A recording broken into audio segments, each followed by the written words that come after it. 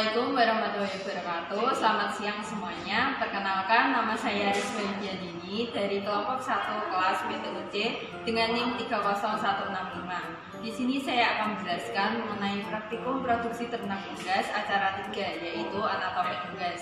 Praktikum acara 3 ini memiliki beberapa tujuan. Di antaranya, mahasiswa dapat mengetahui organ eksterior dan organ pelindung pada unggas. Kemudian mahasiswa dapat mengetahui organ interior pada unggas seperti organ pencernaan, respirasi, reproduksi, dan ekskresi. Yang terakhir, mahasiswa dapat mengetahui penyakit yang biasanya menyerang pada ternak unggas. Selanjutnya, mari kita simak video praktikumnya. Ayam betina, ayam jantan, lalu ada gunting, kemudian ada pisau, plastik kresek, sarung tangan lateks, dan jangan lupa untuk memakai jas lab.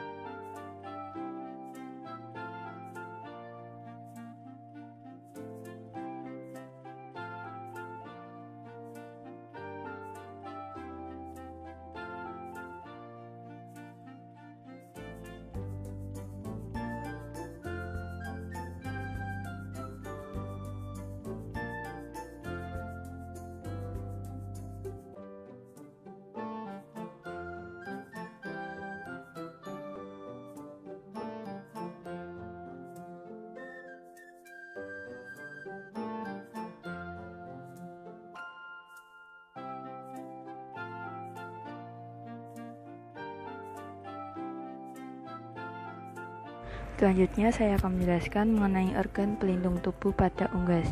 Organ pelindung itu terdiri dari kulit dan bulu. Untuk kulit itu sendiri berfungsi sebagai pelindung tubuh dari pengaruh temperatur lingkungan dan perlindungan terhadap masuknya mikroorganisme secara langsung ke dalam tubuh, serta sebagai respirator untuk menerima pengaruh rangsangan dari luar. Struktur kulit itu sendiri dibagi menjadi dua, yaitu epidermis dan dermis. Epidermis mencakup bulu, paruh, kuku, dan sisik, sedangkan yang dermis mencakup janggar, cuping, dan pial.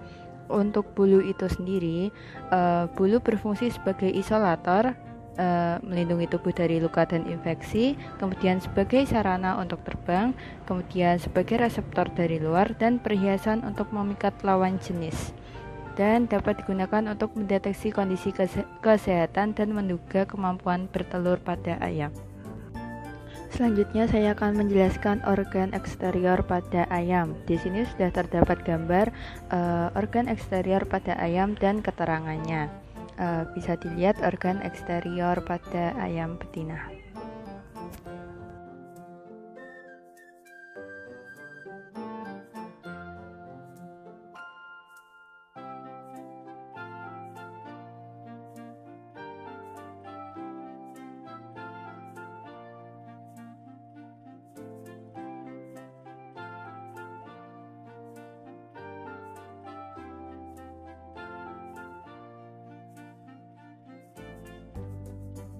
Setelah dilakukannya pembedahan, didapatkan organ-organ sistem pencernaan pada ayam. Berikut saya akan menjelaskan mengenai organ-organ sistem pencernaan pada ayam.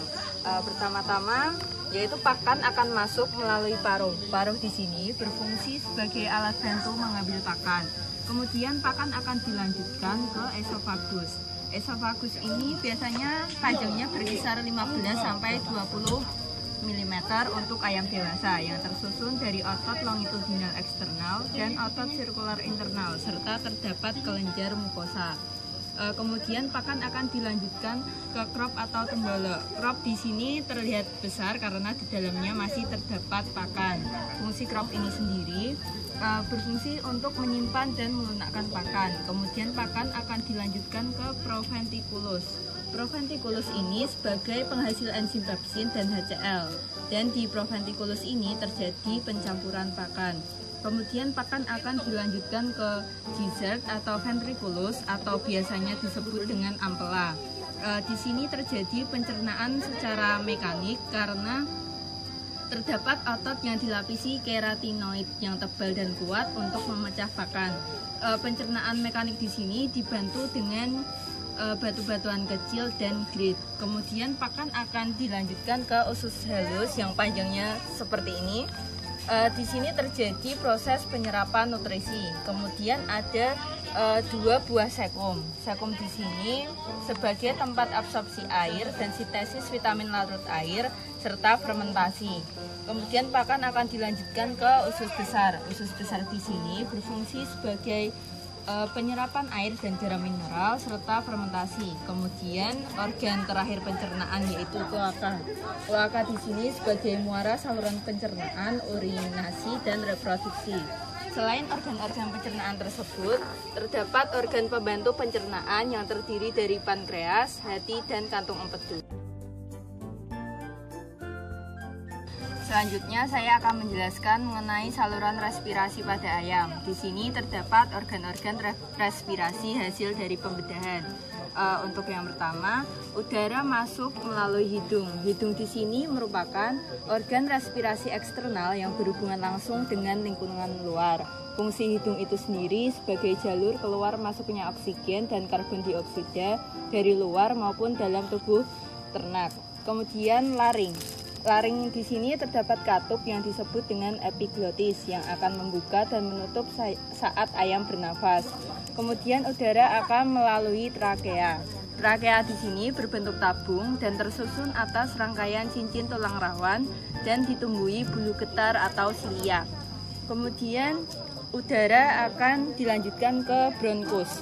Bronkus di sini merupakan percabangan dari trakea yang memisahkan paru-paru kanan dan paru-paru kiri. Dan di bronkus ini terjadi penyaringan terakhir sehingga udara yang masuk ke dalam paru-paru ini benar-benar bersih. Setelah dari bronkus terdapat banyak percabangan lagi yang disebut dengan bronkiolus. Bronkiolus ini langsung menuju ke alveolus. Dan di sini terdapat dua buah paru-paru. Paru-paru di sini terletak dalam rongga dada. Untuk paru-paru kanan terdiri dari 3 gelambir dan paru-paru kiri terdiri dari 2 gelambir. Fungsi paru-paru di sini sebagai pertukaran oksigen dan karbon dioksida yang terjadi tepatnya di alveolus. Menjelaskan mengenai organ reproduksi pada ayam jantan. Di sini sudah terlihat 2 buah testis yang berfungsi untuk memproduksi spermatozoa dan hormon reproduksi. Kemudian juga ada vas deferens yang berperan penting dalam pengangkutan semen saat ejakulasi.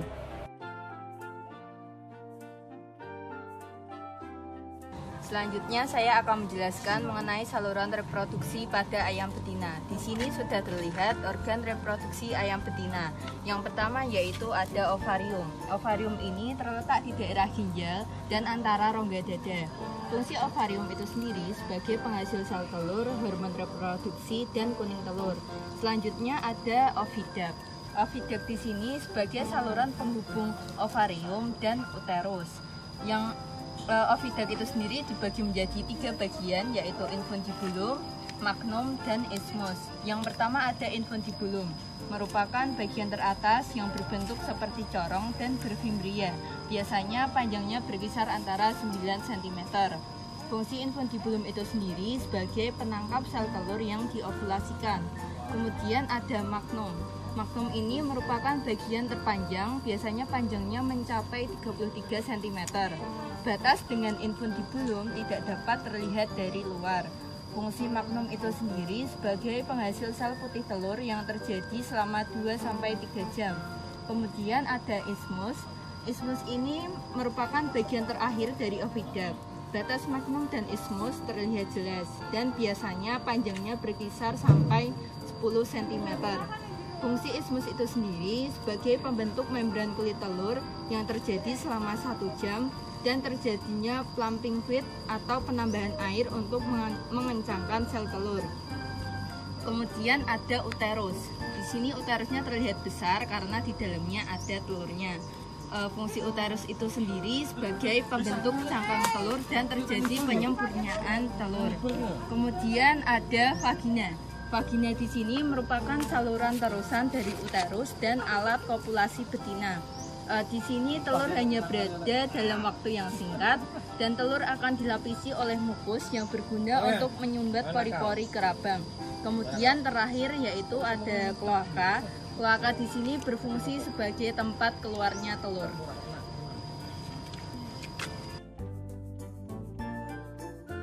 Saya akan menjelaskan mengenai organ ekskresi pada ayam. Di sini sudah terdapat 2 buah ginjal yang menempel pada tulang punggung. Kemudian juga ada ureter yang menghubungkan masing-masing ginjal dengan kloaka. Urin ayam langsung masuk ke kloaka, tepatnya di bagian urotheum. Selanjutnya saya akan menjelaskan mengenai penyakit yang biasanya menyerang pada ternak unggas. Penyakit yang biasanya menyerang pada unggas ini disebabkan oleh beberapa faktor seperti virus, bakteri, jamur, dan parasit. Selanjutnya saya akan memberikan contoh penyakit yang biasanya menyerang pada ternak unggas. Yang pertama yaitu penyakit ND atau Newcastle disease atau yang biasa disebut dengan penyakit tetelo. Penyakit ini bersifat endemik dan disebabkan oleh paravovirus. Penyakit ini biasanya menyerang pada organ pencernaan, pernafasan, dan syaraf. Tanda-tanda unggas yang terserang oleh penyakit tetelo ini biasanya pembengkakan pada kelopak mata, pendarahan pada seka basil, dan terdapat bintik merah di proventriculus, serta terjadinya gangguan pernafasan seperti megap-megap, batuk, dan ngorok, serta kotoran encer dan berwarna kehijauan. Untuk pencegahan penyakit ini biasanya dilakukannya vaksinasi pada umur 0 sampai 1 minggu, biosecurity dan sanitasi yang baik. Selanjutnya penyakit yang kedua ada penyakit IBD atau infectious bursal disease atau biasa disebut dengan penyakit gumboro. Penyakit ini disebabkan oleh virus. Tanda-tanda ternak unggas yang mengalami penyakit gumboro antara lain lemas, sayap menggantung, dan terjadi diare. Pencegahan penyakit gumboro ini antara lain melakukan vaksinasi, diberikan vitamin, multivitamin, dan antibiotik. Penyakit yang ketiga yaitu ada penyakit CRD atau chronic respiratory disease. Penyakit ini disebabkan oleh bakteri dan kadar amonia yang meningkat. Untuk tanda-tanda ternak unggas yang mengalami penyakit CRD ini antara lain infeksi pada kelopak mata dan trachea, kemudian keluar lendir pada hidung dan mata. Untuk pencegahan penyakit CRD ini biasanya manajemen liter dan udara harus baik. Selanjutnya penyakit keempat yaitu penyakit snot atau varizer. Penyakit ini biasanya disebabkan oleh bakteri Haemophilus gallinarum dan penyakit ini menyerang pada semua umur ayam, tapi terutama pada anak ayam. Penyakit ini banyak ditemukan karena adanya perubahan musim dan di daerah tropis. Mortalitas yang ditimbulkan oleh penyakit snot ini sebesar 30%. Tanda-tanda ternak unggas yang mengalami penyakit snot ini antara lain pengeluaran cairan air mata, ayam terlihat mengantuk dan sayap terlihat menggantung, kemudian keluar lendir kental dari hidung yang berwarna kekuningan dan berbau khas, kemudian ada pembengkakan di daerah sinus infraorbital. Untuk pengobatan penyakit snot ini dengan pemberian preparat sulfat seperti sulfat dimetoksin atau sulfatiase. Sekian video praktikum dari saya. Terima kasih. Wassalamualaikum warahmatullahi wabarakatuh.